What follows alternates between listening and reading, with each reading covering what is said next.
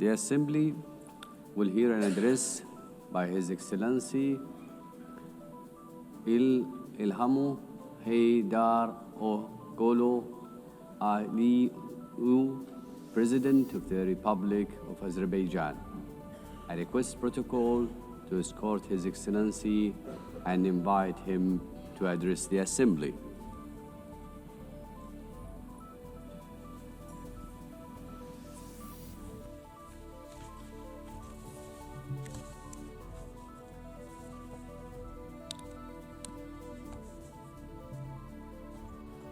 Ladies and gentlemen, for many years, I spoke from this tribune about tragedies of aggression, occupation, and injustice experienced by Azerbaijan.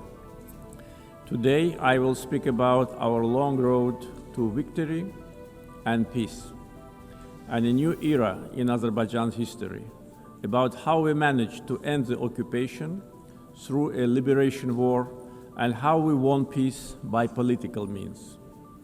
For nearly 3 decades, almost 20% of Azerbaijan's sovereign territory remained under military occupation by Armenia.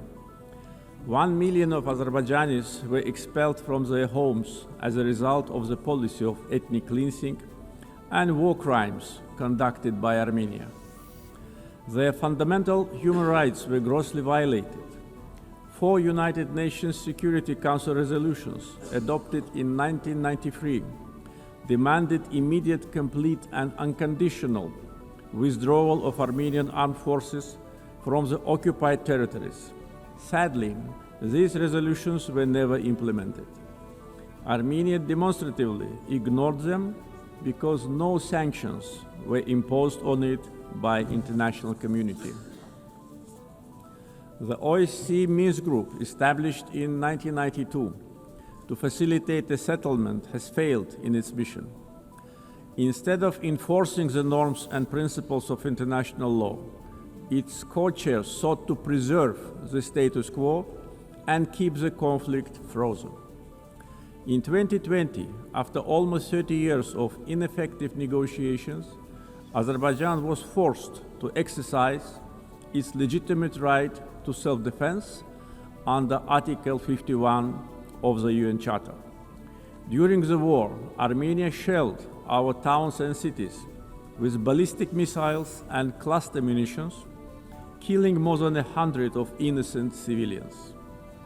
Azerbaijan, in its turn, conducted the war in strict compliance with international humanitarian law. We ensured protection of civilians and refrained from targeting non-military infrastructure. In 44-day patriotic war, our armed forces liberated occupied territories and restored Azerbaijan's territorial integrity in accordance with international law and relevant UN Security Council resolutions. The 10 November 2020 marked the capitulation of Armenia and restoration of Azerbaijan's territorial integrity after nearly 30 years of occupation. Right after our victorious war, Azerbaijan declared its readiness to open a new page in relations with Armenia, based on mutual recognition of territorial integrity and sovereignty. We proposed 5 basic principles rooted in international law. We tabled the proposal for a peace treaty.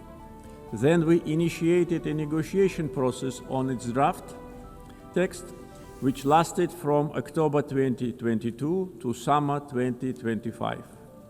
Despite several attempts to derail the process, the negotiations produced positive results as they were conducted on a strict bilateral basis, free from any kind of external interference.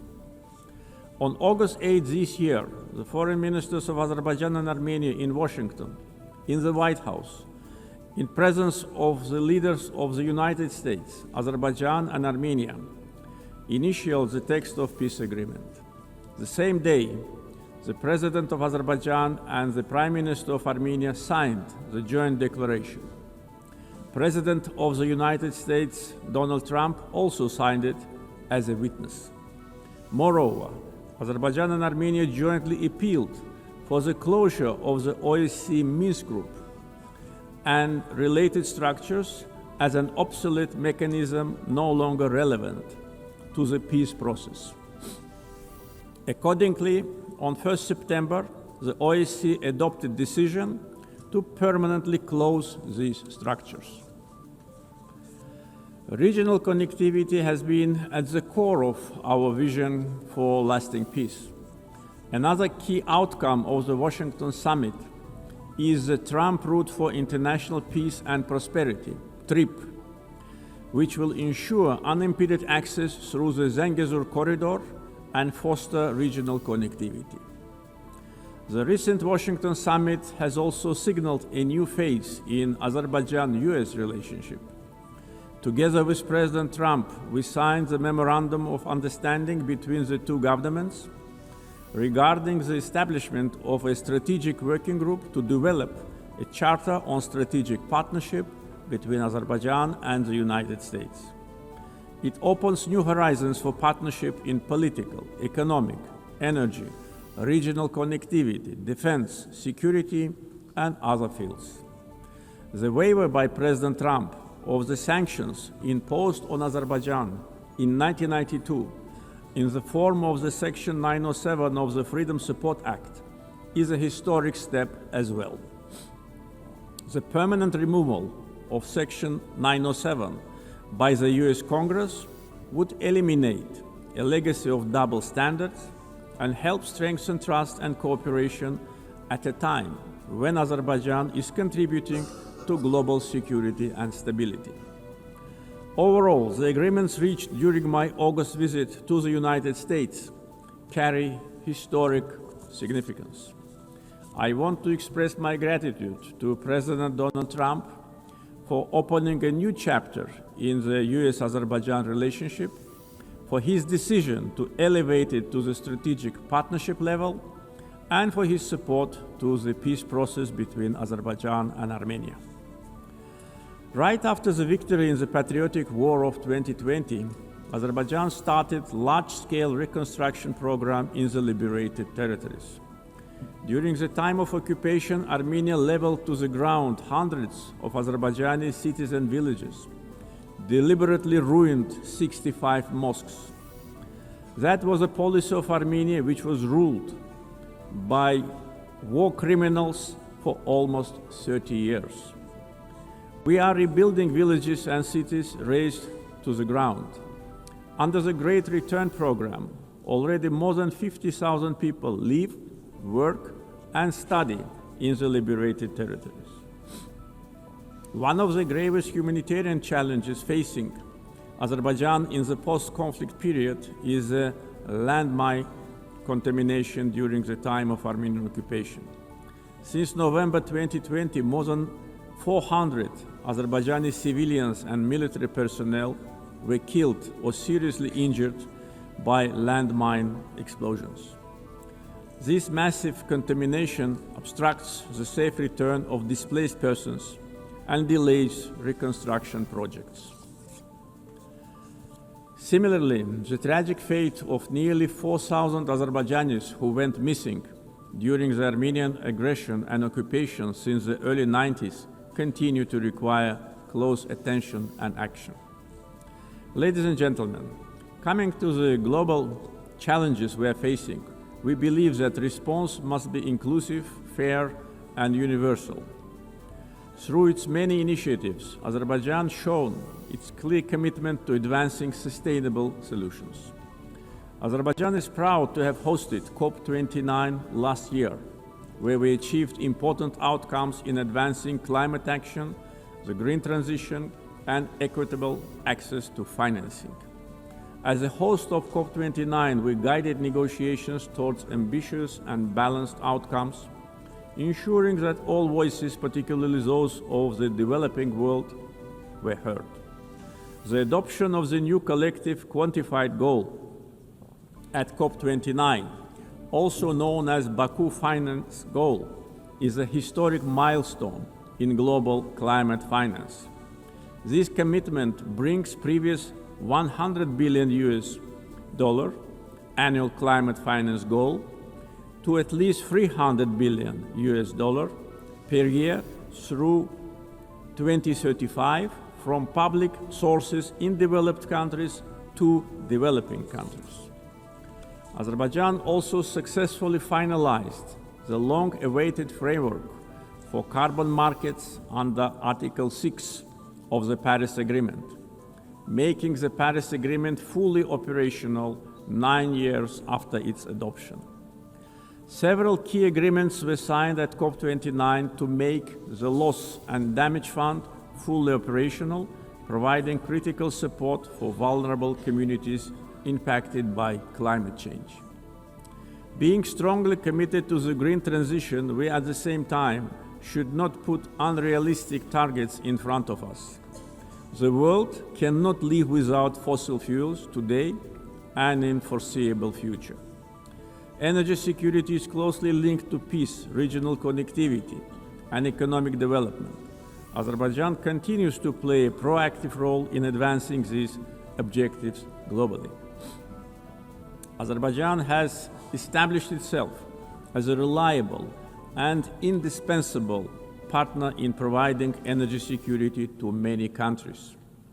We play a strategic role connecting the Caspian region with international markets through diversified oil and gas pipeline systems. As of today, we are supplying natural gas to 14 countries. This ranks Azerbaijan as a top country in the world in terms of number of countries it supplies with pipeline gas. This reflects our strategic role in enhancing energy security and diversifying supply routes across Europe and beyond. Moreover, Azerbaijan and Syria have recently strengthened their bilateral partnership, focusing on energy supply, infrastructure development, and post-conflict reconstruction. Since August this year, Azerbaijan started to supply Syria with natural gas via Turkey, significantly reducing its electricity shortages. Azerbaijan also attracts large investments in renewable energy sources, like solar, wind, and hydropower. Almost 40% of our energy will be generated by renewables by 2030. Connectivity projects like East-West and North-South corridors cross our country. We have witnessed almost 90% growth in cargo volumes through the Middle Corridor since 2022. The transit time along the corridor have been significantly reduced. The biggest trade fleet in the Caspian, Alat International Trade Port, with its annual capacity reaching 25 million tons in the near future. The Baku-Tbilisi-Kars Railroad, 9 international airports, the biggest air cargo company in the region, and many other factors have turned Azerbaijan into one of international transport hubs. There is a great potential for cooperation in digital connectivity. Azerbaijan leads the Digital Transformation Initiative through such ambitious projects as the Digital Silkway. This project includes plans for the advanced fiber optic cable network under the Caspian Sea, establishing Azerbaijan as a key regional digital hub. Azerbaijan achieved significant economic growth by focusing on diversifying its economy beyond oil and gas, developing the non-oil sector, and improving the investment climate through reforms and transparency. Reducing poverty and unemployment to the historic low of 5% is another achievement of our country. Recently, 2 major international rating agencies, Moody's and Fitch, have increased Azerbaijan's ranking. Azerbaijan was provided with favorable investment-grade status, citing very strong external balance, low public debt, and substantial sovereign wealth assets as a key strengths. This underscores our economic resilience, strong fiscal discipline, and favorable investment climate. Our foreign debt is only 6.5% of GDP, which is one of the lowest in the world. Azerbaijan's foreign exchange reserves exceed its foreign debt almost 16 times. Back in 2022, at the summit of the Caspian littoral states, I raised the issue of environmental degradation of the Caspian Sea.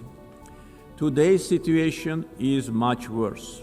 Caspian Sea is shrinking rapidly.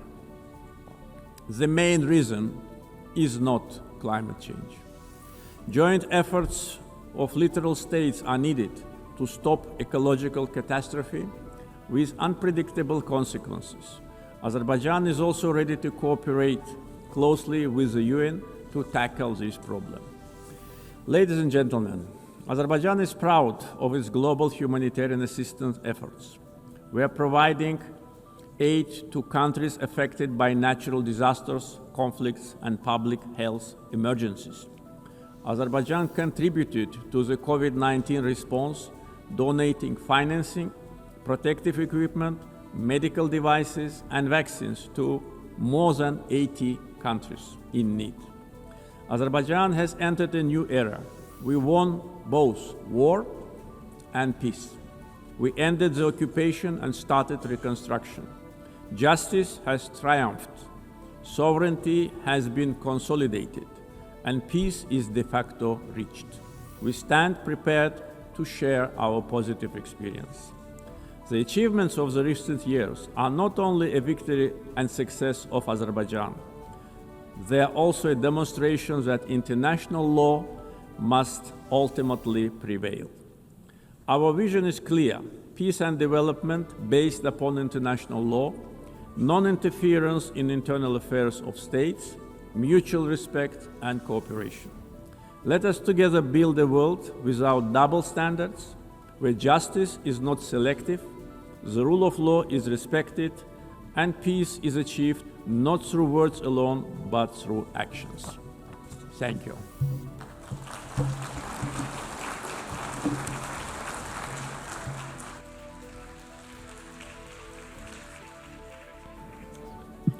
On behalf of the Assembly, I wish to thank the President of the Republic of Azerbaijan.